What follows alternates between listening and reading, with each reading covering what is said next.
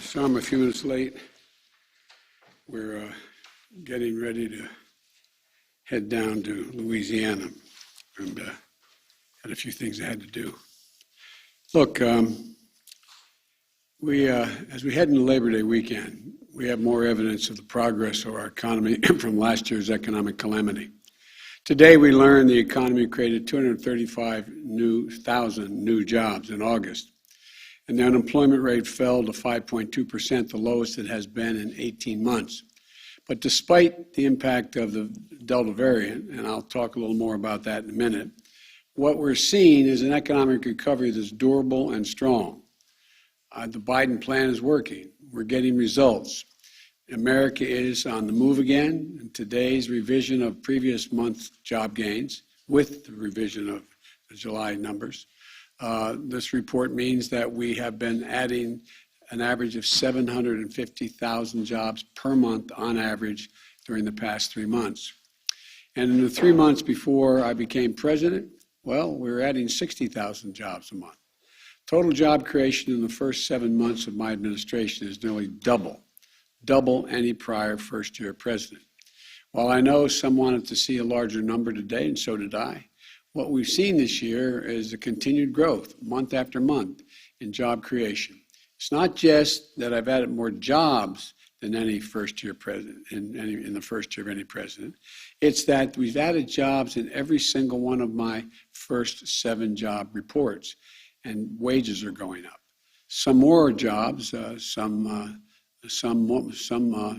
months are fewer, some months more, but always adding jobs. This is the kind of growth that makes our economy stronger and consistent progress and not boom or bust. Our economy grew the first half of this year at the fastest rate in about 40 years. We're the only developed country in the world. I'll say that again. We're the only developed country in the world whose economy is now bigger than it was before the pandemic. Because of the groundwork we laid with the American Rescue Plan, our vaccination strategy, we're seeing an economy and a job market that can weather the ups and downs of the Delta variant and anything else that comes our way. You know, we have a lot more work to do, as I will discuss shortly, but the facts speak for themselves. Think of where this country stood on the day I was sworn in as president and compare it to where we are today. The number of people filing new claims for unemployment each week is down 57%. Down 57%. Child poverty is down nearly 50%. We're no longer seeing long lines of people waiting for boxes of food to be put in their trunk after waiting for hours, or sometimes up to 2 hours. The unemployment rate is down from 6.3% to 5.2%, and I believe it's going to continue to go down. And it's no wonder that last week's Gallup poll found that 72% of Americans think that now is a good time to find a quality job. At this time last year, that number was 30%. And that's the mark of an economy where regular people can see a place for themselves in the economy. You know, the holidays we celebrate this weekend, the holiday Labor Day, is about honoring the dignity of work, honoring the American worker. And that's what our economic strategy is all about as well. It's about growing our economy from the bottom up and the middle out, providing some extra breathing room for families. And my dad would just say, just a little breathing room. Creating an environment where employers have to compete for workers by providing higher wages and better benefits. That's what's happening. Wages are up, especially for working class Americans. Even so, even with the progress we've made, we're not where we need to be in our economic recovery. There are 2 critical tasks ahead this month to get us closer to our goal and to take the next steps in our recovery. And the first, we need to make more progress in fighting the Delta variant of COVID-19. This is a continuing pandemic of the unvaccinated. Since becoming president, I've ramped up testing, secured enough vaccine for every single American, and gotten 175 million Americans fully vaccinated. Still, too many have not gotten vaccinated, and it's creating a lot of unease in our economy and around our kitchen tables. Today's report shows that the steps we've taken Passing the rescue plan and vaccinating 175 million people make our economy capable of growing and adding jobs even in the face of this continuing Delta surge. A strength in our economy very different from the way things were last winter. There's no question the Delta variant is why today's job report isn't stronger. I know people were looking, and I was hoping for a higher number. But next week, I'll lay out the next steps that we're going to need to combat the Delta variant, to address some of those fears and concerns. I want to talk about how we'll further protect our schools, our businesses, our economy, and our families from the threat of Delta. As we continue to fight the Delta variant, the American Rescue Plan we passed continues to support families, businesses, and communities. Even as some of the benefits that were provided are set to expire next week, states have the option to extend those benefits and the federal resources from the rescue plan to do so. That, not more federal taxes, state taxes, but they have the federal money to be able to do that. States continue to have access to a wide array of support, like Help for Schools that are reopening, Help for Child Care Centers to make them available and affordable, and other resources to help our economy get back to normal. The measures we've taken so far have brought America out of an economic freefall, steadied us, and enabled us to grow our economy even as we continue to combat COVID. We are adding jobs, not losing them. The fight against COVID today is far different from the fight we were waging last winter. The second thing that has to happen in September is for the Congress, the House and Senate, to finish the job of passing my economic agenda so that we can keep up the historic momentum we've been building these last 7 months. It's about investing in America's future, not about short-term stimulus. That's not what we're talking about. These are long-term prosperity we're talking about lowering the cost of living for families, creating millions of good-paying jobs for hardworking Americans. It's about reducing bottlenecks in our economy, reducing long-term price pressures. It's about helping more people to work by helping ease the burden that parents bear, especially mothers, keeping them out of the job market. Both the Senate and the House have taken important steps forward to pass my bipartisan infrastructure plan. This bill is going to end years of gridlock. We used to remember we always had, the whole notion we had, I guess it was every week was going to be infrastructure week. Well, both literally and figuratively, it's going to change things on our streets across the country and figuratively as it relates to Washington.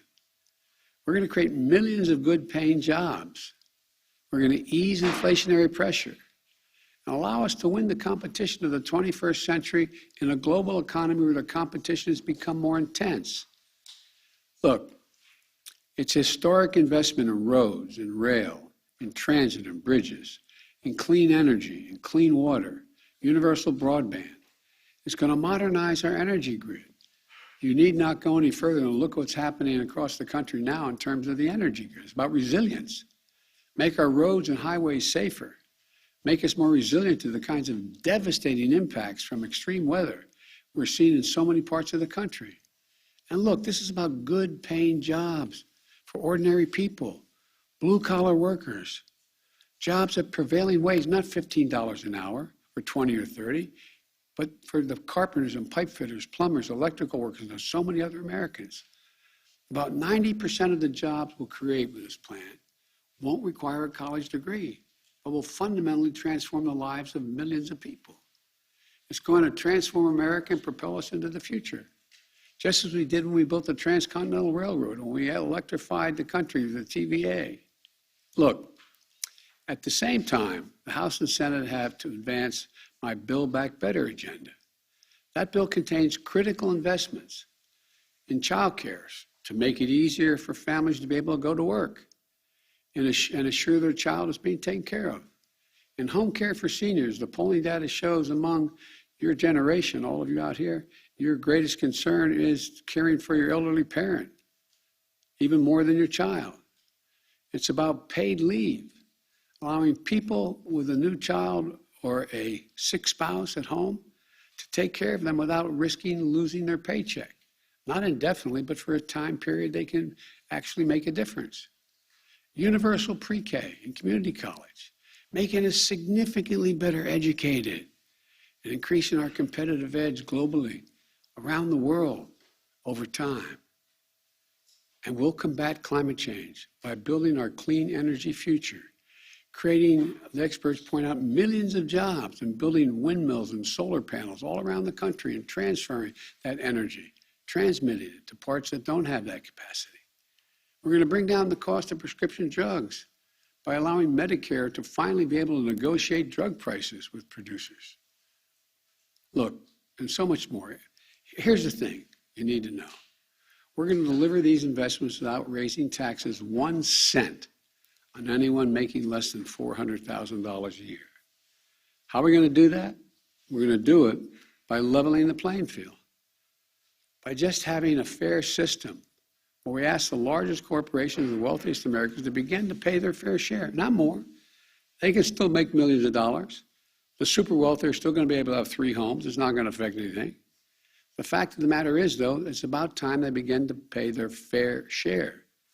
For example, you've heard me say it before, and I'll say it again, but it's the best example to make clear to people a very complicated notion. 55 of the largest corporations in America last year paid zero in federal taxes. I don't care what your position is. It just seems to me it's time they start to pay their fair share, like everybody else. Just pay a little bit here. And it comes up to billions of dollars if they pay. The irony of ironies is during the recession and the pandemic, you've heard me say this before, I apologize for repeating it, when the vast majority of Americans are struggling just to hang on, the number of billionaires in America actually grew. Now I want to hold here for just a second. There have been so many records the stock market has hit under my presidency. Imagine if the other guy was here. We're doing great. It's wonderful. The stock market is surging. It's gone up higher than me than anybody. But that doesn't mean that it's the best for the economy.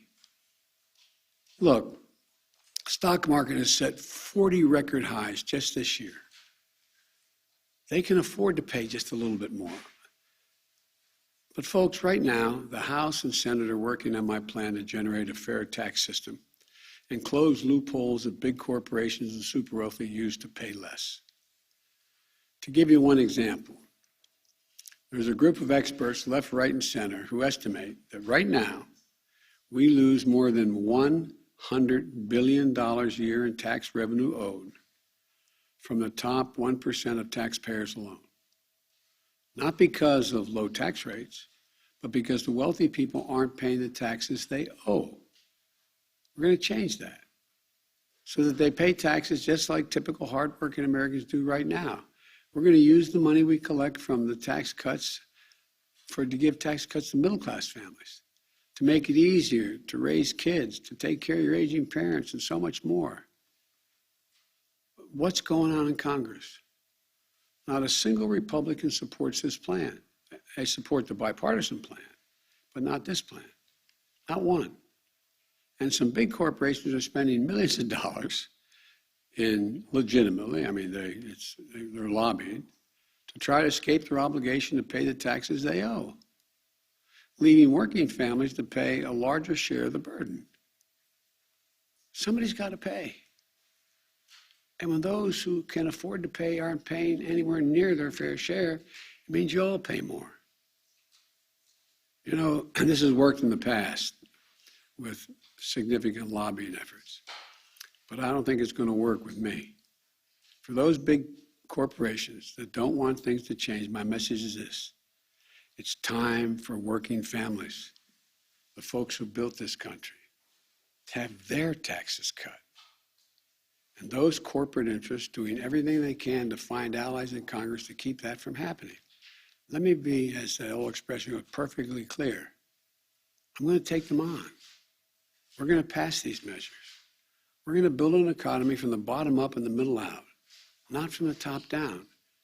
And when corporations and the wealthy start to pay their fair share, it's going to put millions of people, according to all the estimates, millions of people to work in jobs that are going to help them punch their ticket to the middle class and stay in the middle class. And everyone will do better, including corporate America. Look, just think about it. Throughout our history, when the middle class has done well, when it prospers, has there ever been a time the wealthy and corporate America doesn't do well? I can't think of one. Our country needs these investments. I'm not asking anything other than some fairness being injected into the system.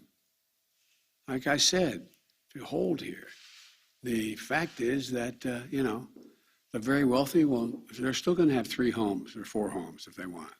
It's not going to change what schools they can send their kids to. It's not going to change their standard of living. But just pay a fair share. Corporate America is going to continue to do very well. I've seen no evidence to suggest that it's going to cost jobs or cost, and now we need Congress to finish the job, to come through for the American people, ensure that the economy continues to gain strength and stability as we move forward. Now, finally, third thing we need to do, all of us, is to stick together. We have to put ourselves on track to accomplish extraordinary things. A strong, inclusive, historic economic growth. Landmark investments to create even more good jobs and deliver breathing room for millions of families. A giant step forward in the fight against climate change, the crisis made more evident than ever by the death and destruction caused by extreme weather just these past few days. My agenda, I believe, is one that every American, if they understand it, can get behind.